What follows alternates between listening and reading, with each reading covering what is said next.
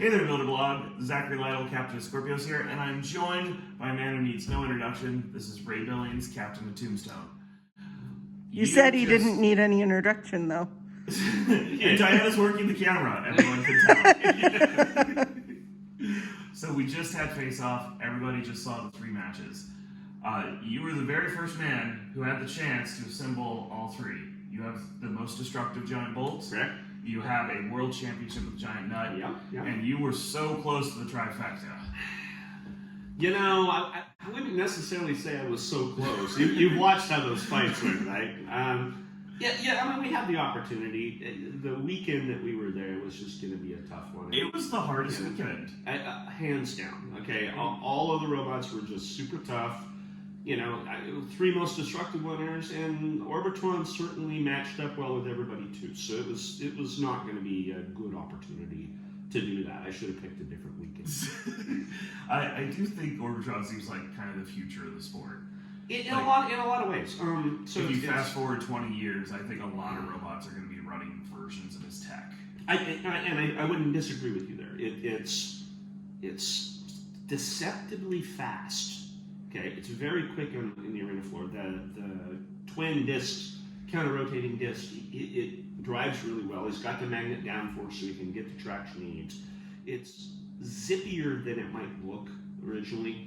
His biggest downfall right now is spinning the 2 discs. He's cutting the mass of each weapon then in half. So neither one of them hits super hard, but those are fixable problems. So those are things that can be rectified going forward. So no, it's definitely something we're all going to have to look out for. I think so. What was your biggest takeaway in the weekend?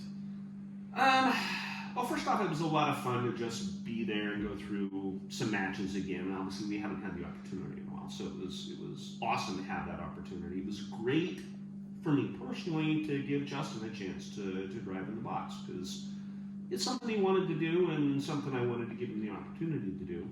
Of course, it's kind of like dropping him in a shark pool with that particular group of robots. But here you go, son. Don't worry. Yeah. Best of luck to you. I'm gonna be back in the pits waiting for the broken robot. You know, but anyway, you look at it. That's probably the high point for me, is that I got a chance to give him some box time driving Tombstone, and it was a good thing, good father-son moment. That was awesome. I was personally surprised they made you episode number 1. I assumed they were keeping all of this as the big finale of the series. I think what they were after was to try to get as much excitement over the series up front as possible. And obviously this was the biggest named group throughout all of the Face-Off series. So I'm not too surprised that they ran it first, even though that was out of order in the direction that they filmed them. But it was an opportunity to get people excited about watching the series, and it is a good series. They should watch. There's a lot of good fights coming up. I'm so excited. And not just because my episode's next. There were some really amazing fights. All the way along through all of this, there was some good stuff. And so that part I think people will be happy to see. And the little bit of behind the scenes, I wouldn't say drama, just personal connection with the teams is a good thing. So it's good to see that. I've always wished the show would include a little more of like, so when you are ripped in half, how hard is that to put back together? Well, okay, so the thing is, it is cool stuff that's going on. The part they don't show us, it's cool people that are doing cool stuff. And so to be able to connect more with who the teams are and what they're really about, I think is one of the biggest parts of this Face-Off series. So I know you had the big mirror match between Valkyrie, another most destructive bolt winner, and another horizontal spinner, and Tombstone. What happened there? So, in some of the first part of the exchanges between the 2 robots, which, frankly, we were getting the best of, if you notice in the match, there was like a little puff of smoke that came out. And later, when I tore the robot apart, one of the brushes on the motor had actually broken off and just sort of got chewed up around the bottom of the motor. And it's conductive material, so now it's not a dead short, but kind of. And so that was part of the reason that we lost power. And then just in the knocks and whatnot, the chain eventually came off the weapon. So even if the motor was trying to turn, it wasn't going to do anything. It just wasn't connected anymore. I know one of the things Valkyrie did before this tournament was she made the jump from, she used to run an E-Tech back in the day, and now she switched over to, I just have to plug my sponsor a little bit, Castle Electronics with 3 sensor Castle motors, making her system brushless. And okay, so do you think that gave her an edge? In this particular case, obviously her weapon continued to work through the end of the match and ours didn't. So I guess you call that an edge. I think the biggest thing is that the output power is similar to what I'm running, but it's kind of in a more compact form and it weighs less. And so when you do that, then you can devote extra weight to other parts of the robot that need more protection. So it's not necessarily that it's better for driving the weapon. It frees up some weight to do some other things on the robot, and they've used that weight very well. That match could have gone either way as far as how it was judged and everything, but they earned it. Everything they did to get to the victory in that they earned. They did really good work. I know the day after they fought you, they were in the test box and immediately got fired. Yeah, and I was watching that going like, I wonder if that's residual Tombstone damage. It's like, why couldn't they fire when we were fighting? But yeah, no, and that's the reality of having that many really good robots fighting each other. Is any one of those 4 robots could have won this weekend. It came very close. It was almost a 3-way tie. It's just a matter of each match. You know, you got to build well, you got to drive well, you got to repair well, you got to do all those pieces. Everybody knows there's a hunk that's just luck.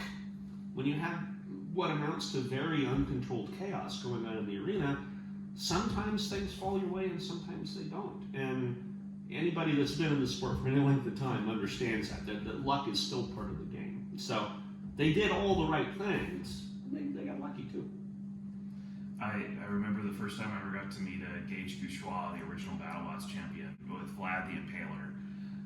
Which I just read, by the way. He told me to win the giant nut, you needed 3 things. And one was a good driver, one was a good build, and the last one was a good amount of luck. Yeah. And he's like, I only have 2 of these because luck was on my side those 2 seasons. Yeah. And I that has been so true. The more and more I get into this. Yeah. You know, and as you look at somebody like Paul, okay, just dominance in the class. And you know, you can say he got lucky a lot of times. If somebody gets lucky all the time, it's probably not luck anymore then at that point in time. So I mean, you still have to get the luck on your side, but you got to have all the other pieces ready to take advantage of it, you know? Exactly. Yes. That's why he also included you need that good driver and good because luck doesn't do it on its own. No. Which face-off set are you looking forward to most seeing? Well, obviously the next one with you guys is a good one because I was there and I saw the fight, so I know how exciting those fights are and how well that weekend goes. It's some great matches. Some of the other ones that I haven't seen, I know eventually we've got a weekend that has Minotaur. I'm looking forward to seeing that one. Good folks, I love to see them come do their thing. You know, it's. I'm sure we're just gonna have some amazing fights all the way along. If they ever decide to show them. Cut! Oh no, we're still rolling. Actually, I should bring that up for everyone hoping for episode 3 of Face Off this Thursday. BattleBots is going to release those later, so. As much as we all want episode 3 to drop this Thursday, that is not going to happen. And we do not have the updated date yet. I've literally been bugging the president and vice president of Battlebots about this every day. I'm sure that they'll get them out eventually. I'm sure it won't be as fast as any of us that want to watch it wants to see them. So it's coming. Yeah, patience is a virtue. I guess I'm not that virtuous. How nervous or not nervous were you for Orbitron? Having to fight a computer for the first time. I didn't view it differently than I would any other solid opponent. There are things they needed to do to win. There's things we needed to do to win, and so you plan around that. It's like, okay, so we need to hit them this way. They need to hit us this way. Kind of don't let that happen, sort of thing. And okay, so a lot of people will go that we got lucky because they got stuck, and so we got the victory because they got, luck involved there. Luck sort of went the other way. Right up front, they managed to tip us up and hit on the bottom, and their weapon is relatively thin, and it came through at a certain spot and cut the wire that goes to the weapon motor. Okay?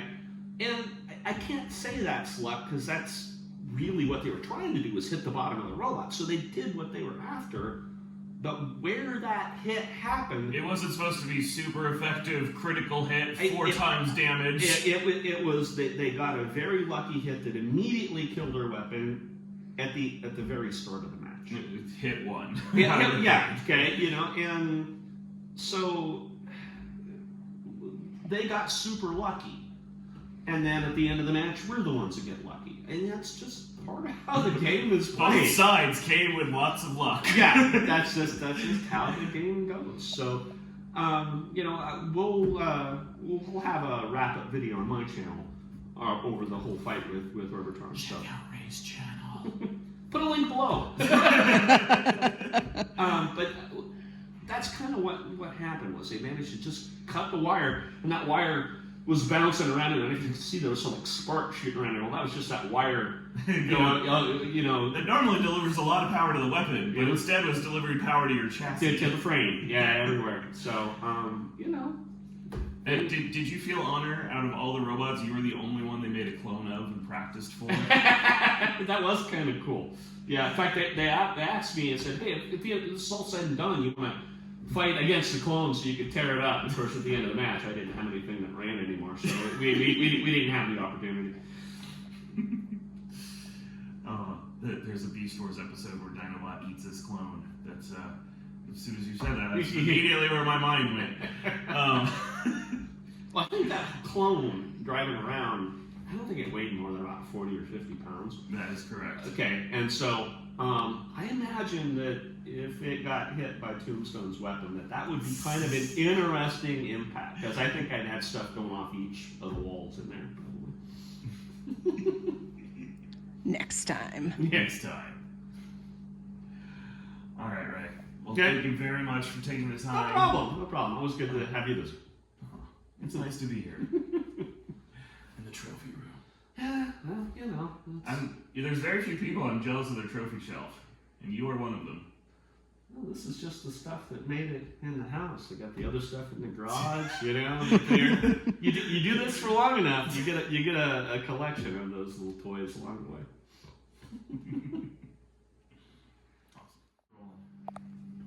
Hey.